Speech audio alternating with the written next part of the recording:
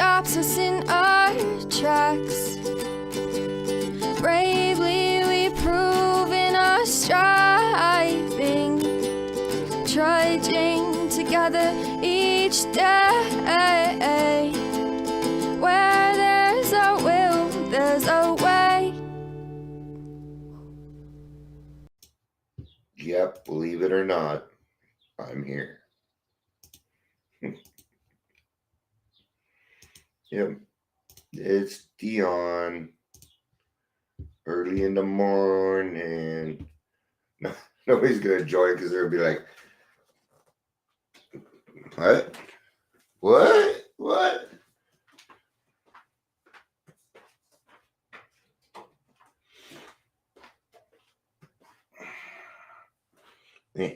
Turning off that light makes it more personal. Ooh, we got a white spot right there. You see it down there at the bottom? Right there. I think it's from my camera. It's having some issues with it, so I hope it holds out, and it better because it cost me a lot of money. So hoping some people show up today.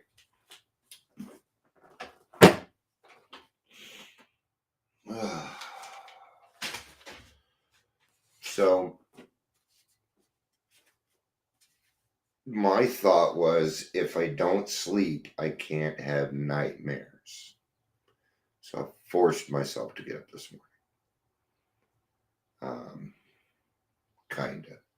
I wasn't expecting to, but I had to go to the bathroom and ran into my wife. I'm like, you know what? I think we're just gonna go ahead and get up now. Why wait another hour and a half or whatever? Because it's always that time that kind of catches me. Sometimes there are times like, okay, I'm getting up, and I wake up. I'm like, shit, 2 more hours have passed. And so, and it's weird when I wake up this early because I already feel more productive, and I haven't done a darn thing. Well, that's not true. I went to a meeting. So when I woke up, I guess I did those things. All right, we're getting to that 3-minute mark, so I'm going to do introductions. And there we are. All right.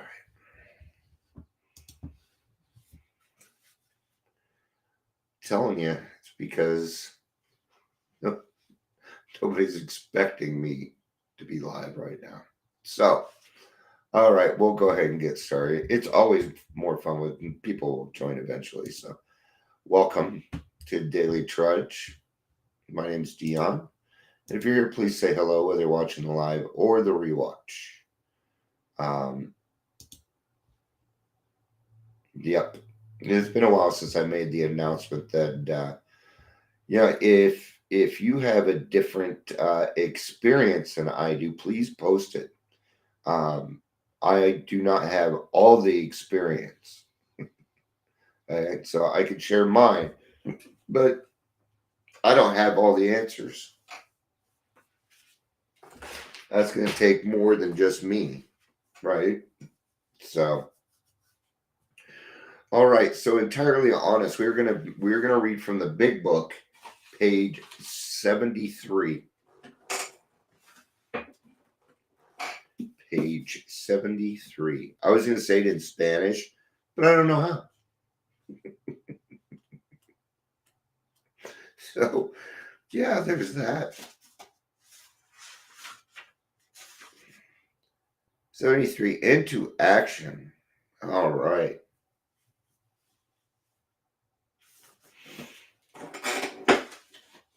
Make sure we're covering the right portion here. This will be about the 5th step, right? There it is. Okay. So I am going to I'm going to start on 73 where it says more than most people. All right, talking juice, we're ready to go. Everybody ready? Let's do it. More than most people, the alcoholic leads a double life. He is very much the actor. To the outer world, he presents his stage character.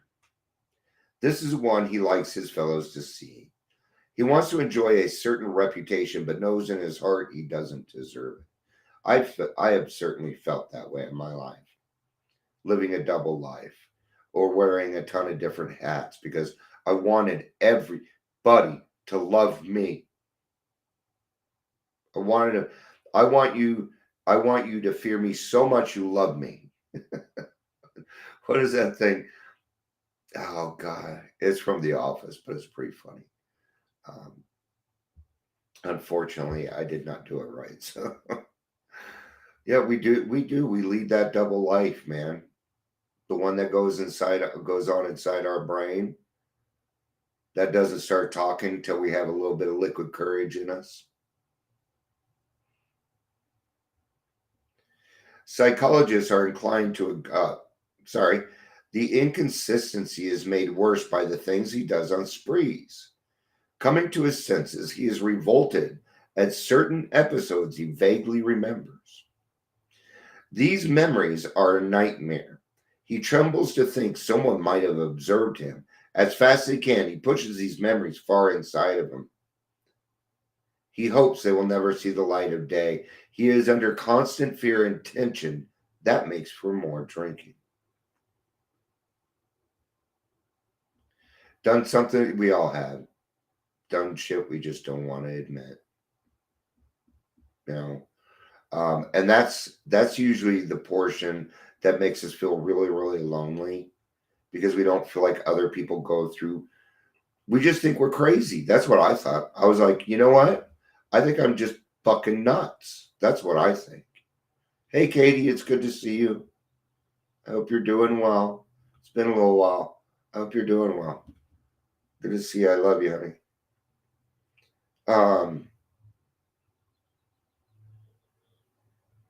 Yeah, hiding these secrets. I'm going to tell you that I feel. Hi, Kathleen. See, I knew if I did it in the morning, I'd see Kathy. So here's for you, fucking A, Kathy. Just for you. It's good to see you, honey. I've missed you. I hope you're doing well. And I love you too. Psychologists are inclined to agree with us. We have spent thousands of dollars for examinations, but we know a few instances where we have given these doctors a fair break. We have seldom told them the whole truth, nor have we followed their advice. Unwilling to be honest with these sympathetic men, we are honest with no one else. Small wonder in the medical profession have a very low opinion of alcoholics and their chances for recovery. Right? And it can get crazy. I was detoxing so much that they thought I was pill seeking. And that's how they marked my record. So when my PTSD happened, they wouldn't give me shit. Nothing.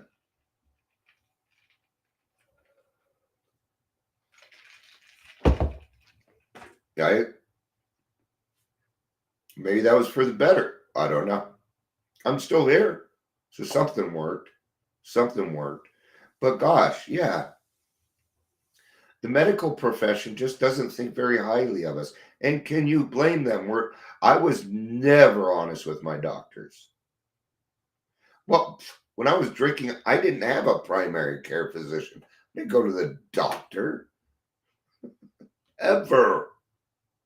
Except for when I had a heart attack, I didn't have any choice, right? We must be entirely honest with somebody if we expect to live long or happily in this world. Okay? So we've written down everything in our 4-step. Okay? But there's a point when we have to admit. Let me put it this way.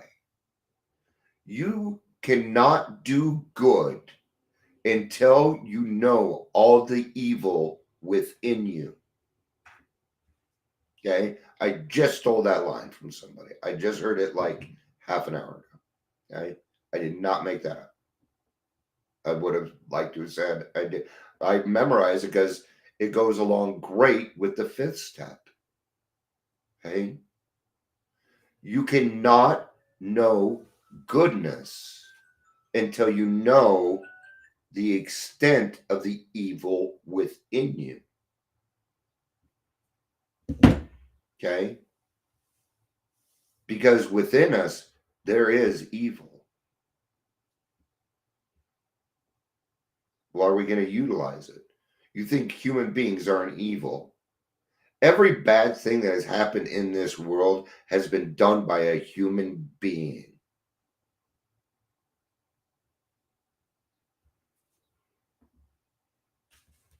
You, as one person, could destroy a community. Okay? All right. Rightly and naturally, we think well before we choose the person or persons with whom we take this intimate and confidential step.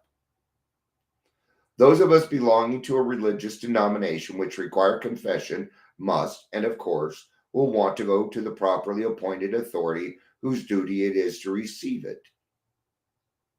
We do, huh, Kathy? Thank you. What a great way to put it, too. That makes me feel a little bit better about it.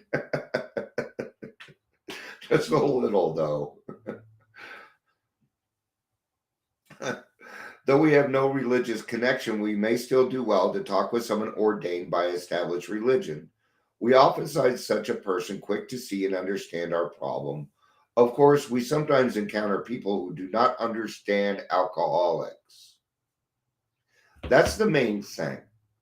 Okay, and this, you can do your, it says you do your fifth step, but you got to pick the right person. It should be your sponsor. I'm going to tell you why. Because your sponsor knows about you. Because when you do the fifth step, your bullshit is going to be paramount and somebody needs to call you on it. And that just says here, of course, we sometimes encounter people who do not understand alcoholics. It happens more than you think. Okay? I'm not telling you how to work your program, but I'm saying maybe be honest with yourself. Entirely on. Oh, wow. That's the topic. This whole process, even who you talk to, you have to be honest with yourself. If we cannot or would not rather do this, we search our acquaintance for a closed mouth friend. If we, let me redo that. If we cannot or would not rather not do this, we search our acquaintance for a closed mouth, understanding friend. Closed mouth friend. Closed mouth friend. Sponsor. Perhaps our doctor or psychologist will be the person. Nowadays, the doctor is not going to do this with you. It may be one of our own family. No.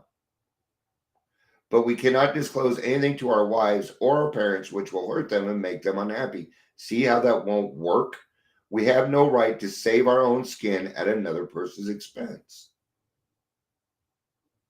That's what this is, just confirming that it needs to be your sponsor or a spiritual, some kind of spiritual leader. Such parts of our story we tell to someone who will understand yet be unaffected. The rule is we must be hard on ourselves, but always considerate of others. I'm not going to be hard on myself. That's not actually not a requirement. That's not, you don't have to be hard on yourself. I've found anyway. I don't need to be hard on myself to be nice to people. Does that make sense? I don't need to be a dick to me to be nice to somebody else. Not doing that.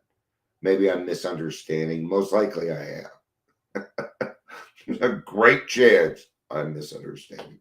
All right. And finish off with the little reading here. Honesty, like all virtues, is to be shared. It began after I shared my whole life story with someone in order to find my place in the fellowship. Later, I shared my life in order to help the newcomer find his place with us. This sharing helps me learn honesty in all my dealings and to know that God's plan for me, comes through honest openness and willingness. How is the program, right? Right. We cannot live with these secrets. Okay? This is one step in the process that it takes for the successful consummation of the program. Okay? But what we need to do is we need to remove anything that is standing in between us and the sunlight of the Spirit. That includes our anger. It includes our rage, our depressions, our self-pity. Sometimes even our excitement, our overuse of happiness, positivity. Any emotion overdone is overdone, period. Doesn't matter what the emotion is. Okay? All right. Thank you for being here. Kathy, it was really good to see you. You too, Katie. Miss you both. That's what happens when you do it a little bit earlier. You get different people. I love you all. Thank you for being here. Peace out and have a day. Bye-bye.